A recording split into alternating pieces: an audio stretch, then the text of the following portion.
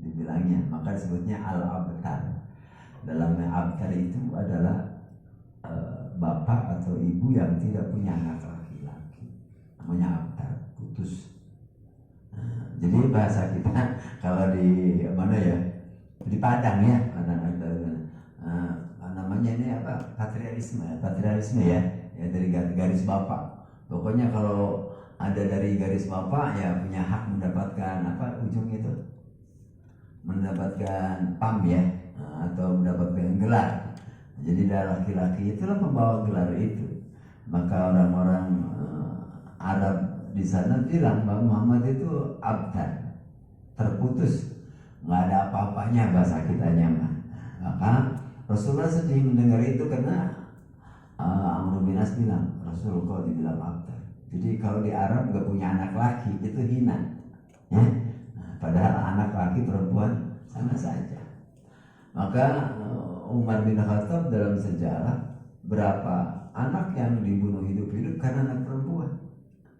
Anak perempuan itu adalah lambang kehinaan. Padahal sebenarnya ya perempuan itu adalah lambang kemuliaan, ya, lambang kemuliaan. Karena itu belum masuk Islam. Sehingga menghina Rasulullah orang-orang dengan panggilan abdar. Maka turunlah surat ini. Inna a'tainakal kautsar fasholli li rabbika wanhar. Inna syani'aka wal abtar. Bahwa inna a'tainakal kautsar. Sungguh inna itu dalam bahasa Arab jadi harfu takkid. Sesungguhnya benar-benar. Jadi nggak ada bohongnya. Kalau Al-Quran atau di Arab kalimat Arab udah ada tanda inna itu berarti sungguh benar-benar. Takkid. A'tainakal kautsar. Kami telah berikan kepada kalian semua al-kautsar di mana ni'aman katsirah, ya, bahwa kautsar itu adalah gambar kenikmatan yang puncak tiada terhitung. Maka nanti ada namanya telaga Kautsar di akhirat. Bahwa orang yang minum dari telaga Kautsar dia telah mendapatkan kenikmatan penuh dan puncak. Sekali minum tidak akan haus selamanya. Gitu. Jadi kebayangnya bahwa apakah surga itu tempat kenikmatan dan semua apa yang kita inginkan itu semua ada di sana, ada. Cuma permasalahannya mau minum aja udah kepengen minum lagi, gitu ya. Itu jadi masalah. Semua dikumpulikan oleh Allah fasilitasnya. Cuma kan katanya Rasul, minum seteguk dari air Kautsar itu orang udah nggak mau minum lagi. Luar biasa ya. Jadi keabadian di sana. Jadi semua fasilitas Allah Subhanahu Wa Taala yang cuma keinginan kita udah nggak ada. Mau dibilang apa? Sama seperti nenek kita. Ya, kasih duit banyak, kasih makanan enak-enak. Tapi yang dimakannya bubur susu, bener ya? Karena yang lainnya kan nggak bisa. Walaupun banyak makan tapi nggak bisa. Disitulah surga, kenikmatan surga dari situ. Jadi bayangkan tentang surga, jangan membayangkan kenikmatan dunia. Kalau kenikmatan dunia itu ditumpangi sama nafsu, kemauan yang besar. Makanya kenikmatan dunia itu sementara. Permasalahannya apa? Pada saat kita menemukan satu kenikmatan hari ini, akan datang kenikmatan berikutnya. Karena nafsunya terus berganti-ganti. Jadi yang menjadikan nikmat itu tidak pernah sempurna karena nafsu kita yang tiap hari berganti. Jadi sana nggak selesai. Makanya ada orang ibu-ibu sebenarnya protes. Enak ya kalau jadi bapak-bapak ahli ibadah, benar nggak? Nanti daerah tempat bidadari, ya benar. Anak kita, benar nggak? Kan benar nanya. Kalian nanya gitu ya? Tapi betul-betul bernanya kan? Enak banget ya. Nah, jawabannya, permasalahannya apa? Di sana itu permasalahannya kayak di kita. Di kita satu, ya kan? Ada lagi yang lebih cakep, ada lebih sempurna, pengen lagi. Kan yang bicara itu nafsu. Nah, di sana selesai. Melihat memandang wajah istrinya saja menjadi apa? Ra'isatul hurin ain, menjadi pemimpin para bidadari. Gitu, dan itu nggak ada apa-apanya dibandingkan dengan wanita salihah. Istri kita salihah, kecantikannya beribu-ribu kali lipat kecantikan daripada bidadari. Kita kata bini kita selesai. Nggak kayak di sini coy. Nah, benar. Lu masih lurah lirik. Di sana nggak bisa. Karena udah habis. Karena saya bilang tadi, sekali minum air Kautsar, selesai, tidak mau lagi minum yang lain. Karena bicaranya kenikmatan abadi. Nah dunia ini kenikmatan semu. karena ditunggangi oleh nafsu itu. Ya kalau nggak penasaran cobain aja duluan. Ya gitu lah. Itu masalahnya.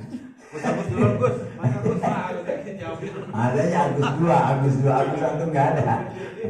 Tapi ya jadi Kautsar itu adalah gambar dalam penafsiran tafsir adalah ni'aman katsirah. Maka berbicara tentang kenikmatan yang sering saya sampaikan, kita jangan bicara tentang banyak. Maka ketika berbicara tentang dunia, jangan kau pandang orang di atas kita. Karena kalau kita mandang orang di atas kita, nggak bakalan selesai tentang kenikmatan itu. Selalu kurang terus. Ya udah kurang. Kemarin masih punya sendal jepit, alhamdulillah kembali sendal jepit. Ngelihat tetangganya beli Careful, masa cuma sendal jepit, yang lain Careful. Udah dapat Careful, ya orang naik sepeda, masa saya cuma naik sendal, orang pakai sepeda lebih. Nah bersyukur udah sepeda dapat, masa saya cuma sepeda caping, gayuh tiap hari. Ngelihat orang punya motor udah punya, masa motor yang kayak begini, orang-orang motornya udah separuh mobil, NMAX, PCX ya kan, itu separuh mobil kan, nah itu kan. Udah itu masih lagi masih kehujanan, itulah dunia. Subhanallah tabarakallah. Ini anak yang soleh ya, udah kami terakhir kamu udah ngomongin ya, ntar dia bagi-bagi. Nah, 2. Jadi itu ya Pak. Nah, jadi kita lagi berbicara apa yang kita dapat sebenarnya. Nikmat itu ya tergantung kita yang menyikapi, tergantung kita yang menyikapinya. Dulu orang tua kita yang pernah di kampung ya, ini kan wajah-wajah kota semua ya, yang pernah di kampung makan nasi campur jagung aja nikmatnya luar biasa ya. Bersyukur. Apa namanya? Nasi campur jagung. Gitu ikannya cuma ikan petek, benar? Ikan petek campurnya sama sambal doang, itu sambal doang. Kagak ada terasinya, sambal cabai doang sama bawang. Enaknya nggak keturungan. Luar biasa. Coba sekarang suruh makan kayak begitu. Masih ada Ustaz? Ada masih. Di mana tuh? Di rumah saya. Ada. Berarti ini termasuk sisa-sisa penderitaan. Ternyata masih ada yang menderita ya kan ya. Sementara kita sudah bahagia. Nah, yang kita doakan mudah-mudahan penderitaannya berganti ke bahagia. Amin. Tapi lu masalah menderita lu ngomong. Gitu kan seneng gak ada ngomong-ngomong. 2. Yang kedua, bahwa ketika berbicara itu maka Rasul diingatkan lewat kenikmatan itu sehingga Allah bertanya lewat bersambung dengan Ar-Rahman ya kan sering dibaca. Wa bi'ayyi ala'i rabbikuma tukadziban. Itu surat Ar-Rahman sana itu. Ya. Apa yang Allah tanyakan itu? Wa bi'ayyi ala'i rabbikuma tukadziban itu. Nikmat mana lagi yang kau dustakan? Sampai 33 kali itu ditanya dong. Makanya kita nembus rasa syukur kita kepada Allah dengan kenikmatan itu 33 kali Allah nanya itu kita tembus dengan tasbih 33. Benar ya? Tahmid 30, takbir 33. Itu apa artinya? Jadi sebenarnya Allah itu tahu ya. Ini gak usah jauh. Nggak usah lah ngomongin jeruk, apalagi nih. Semangka. Ini yang kurang ini nih, yang kurang nih. Pak Budi nanyain dulu Ustaz. Pak Budi nanyain. Ya udah nganterin sana. Yang penting aku sama jeruk buat gua. Ini ke sana. Jangan. Nggak apa-apa. Bohong sadar dong. Ambil juga nggak apa-apa sebenarnya. Nah, saya mau paham loh udah Mbak ngadepinnya kayak gitu. Ya kayak tadi sore kan di kelurahan Tanjung Priok itu pengajian ibu-ibu. Ada begitu kan berjajar sama Pak Lurah banyak. Udah ngeliatin anak jadi ustaz. Nah lu nggak pernah mau cerita jadi ustaz dan itu kan gitu. Nah, lama kelamaan apa segini kita melek apa itu baru bungkus. Nggak jauh kayak dibilang garang ya. Udah nggak aneh saya apa ya?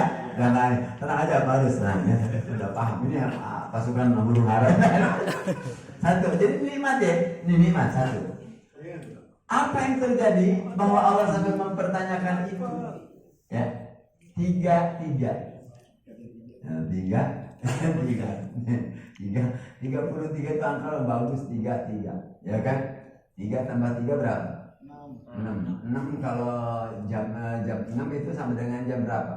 18 itu 1 sama 8, 9. Ya kan?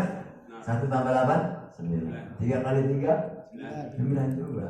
3 tambah 3, 6 dibalik, makanya 33. Itu jadi rahasia angka ya. Rahasia angka. Hebat itu. Bahkan orang nanya, orang lo wiridan gimana? Ya 33. Maksudnya, ya begitulah. Nah ini selesai udah. Orang ngomong begitu aja udah selesai. Jadi semuanya harus diilmiahkan. Bukan bedain dalam ilmu ma'rifat itu begitu. Dalam ma'rifat itu sampai bilang begini. Kenapa sholat 5 waktu? Berapa rakaat sholat 5 waktu itu? 17. Saya nanya, 17 itu jam berapa? Jam 5 kan? Maka orang yang sholat 5 waktu pasti 17 rakaat kan? Halo? Yang 5 waktu berarti 7? Nah kalau kurang, subuhnya ketinggalan berarti tinggal 15, berarti gak kaci. Benar kan? Jadi kalau pengen ketemu 17 ya kudu 5. Paham? Nah, gak usah jauh-jauh, takut kelihatan pintar. Gak usah lagi aja. Nah, itu rumus. Jadi kalau kita mau ketemu waktu, maksudnya waktu apa? Waktu bahagia, waktu senang, waktu kesuksesan. Ya temui yang 5 berarti 17. Ya, itu aja dulu. Gak usah nambah-nambah yang lain dulu. Itu aja, pasti ketemu suksesnya. Ya, itu baru cerita jam. Karena apa? Kenapa saya sampaikan? Karena ma'rifat itu berhubungan dengan pertemuan kita dengan Yang Maha Kuasa. Memahami tentang Allah, bahwa siapa itu Allah, dengan apa dan harus bagaimana. Paling tidak Allah sudah bersuara wal asri, demi masa waktu. Jadi waktu itu berpengaruh. Cuma orang nggak pernah berpikir ke sana. Ya, nggak pernah berpikir ke sana. Nggak pernah, jauh dari hitungan itu. Maka ketika kita berbicara ke sana, bukan kita yang diperintah Allah untuk sholat, tapi kita yang mencari sholat, karena sholat itu adalah mutiara terindah yang tak terhargakan. Orang berebut nyari mutiara, harganya mahal. Sholat itu lebih mahal dari itu. Orang kalau semua orang tahu tentang hakikat itu, ini penuh nih musola kurang gede, yakin, bener saya mas suwer lagi. Ini kurang ini. Pak Rusdi nggak pusing, nggak bakal pusing. Saya pupung aja, ya Allah, doa aja nih, banyakin ya Allah, banyakin ya, apa sih banyakin ya, banyak aja gitu. Iya, karena itu sebenarnya hakikat hidup itu seperti itu. Ketika kalau udah ketemu titik ketemu yang namanya ma'rifatullah itu, ya, maka tidak akan pusing. Pusing apa? Tentang hidup. Karena Allah sudah punya apa? Rumus tentang kita. Jadi ketika menciptakan bulan bin bulan, rumusnya udah ada. Dia akan ini seperti ini dan seperti. Nah, makanya kata Rasulullah, jangan kau pusingkan dunia itu. Allah udah punya rumus tentang dunia kita. Yang nggak ada rumusnya tentang kita itu akhirat kita. Habis mati itu kita matinya seperti apa itu nggak ada rumus sama Allah. Yang Allah rumuskan itu adalah bagaimana dia bisa hidup di dunia. Sama seperti rumusnya mekanik tentang apa yang dia buat. Jadi kalau TV itu dibuat di satu pabrik, itu dia punya rumusan. Ya kan? Begini banyak. Nanti ini kekuatannya sekian tahun, dengan kerusakan ini maka ini cara menanganinya. Selama dia hidup, mati buang. Dan nggak ada satu pabrik bercerita tentang bagaimana kembalinya barang itu supaya yang udah dibuang bisa jadi awal lagi. Itu bukan, itu namanya daur ulang. Itulah ajaran siapa itu? Yang namanya reinkarnasi. Nah itu, tapi bukan di kita. Maka katanya Rasul Sallallahu Alaihi Wasallam, urusi akhiratmu, karena dunia itu yang ngurus Allah. Sob, ada nggak yang mikir dari kampung kita mau kerja di sini? Ada nggak? Iseng coba-coba ngelamar, gitu, lamar semua, terimanya di sini. Terbayangkah Bapak bertemu dengan teman-teman? Enggak pernah terbayang. Karena memang udah punya rumus. Si Fulan bertemunya dengan si Fulan nanti kerjanya bareng sama si Fulan cocoknya sama si Fulan. Si Fulan dengan si Fulan ketemu dapat manfaat dengan harga sekian, dengan penghasilan sekian. Udah ada Pak. Cuma bermasalah bagaimana supaya nggak konslet. Paham? Ini kan ya klik nyala, tapi kalau nggak klik kayaknya benar-benar konslet. Cuma itu doang. Nah, apa tujuannya? Katanya Allah, kok hak saya diambil sama manusia. Jadi kalau kita pusing tiap hari, waduh gini, mikirin dunia, sama dengan kita ngambil hak Allah. Maksudnya apa? Allah, kau telah konsepkan hidup saya. Hari ini aku menghadap kepadamu dengan 5 waktu. Kuserahkan semua urusan hidupku. Aku sedang kerja di gudang garam yang telah engkau takdirkan aku di sana. Aku kerja sesuai dengan aturan, sesuai dengan apa yang kau lakukan. Aku hari ini akan setor ya Allah, akan absen kepada ya Allah. Atur, bimbing kami ya. Tinggal gitu doang kok.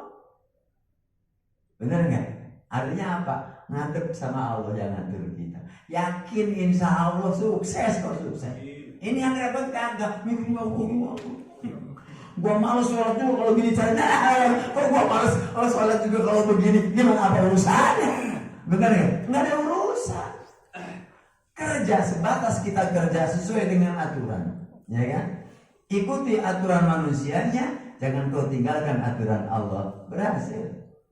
Yang repot aturan Allah dilanggar, aturan manusia dilabrak, itu celaka semuanya. Iya. Makanya Kausar tuh di situ. Ya, Kausar tuh di situ. Allah kasih kepala, Allah kasih hati, Allah kasih bawahan. Yang lebih kuat yang mana? Kalau jujur, ini buat berpikir, ya kan? Ini udah untuk menetralisir. Yang bawahan. Nah itulah, itu yang namanya keinginan. Kuatan yang mana? Ayo jujur. Nah itulah, makanya karena yang kuat adalah keinginan, maka hidupku terkencing-kencing. Benar nggak?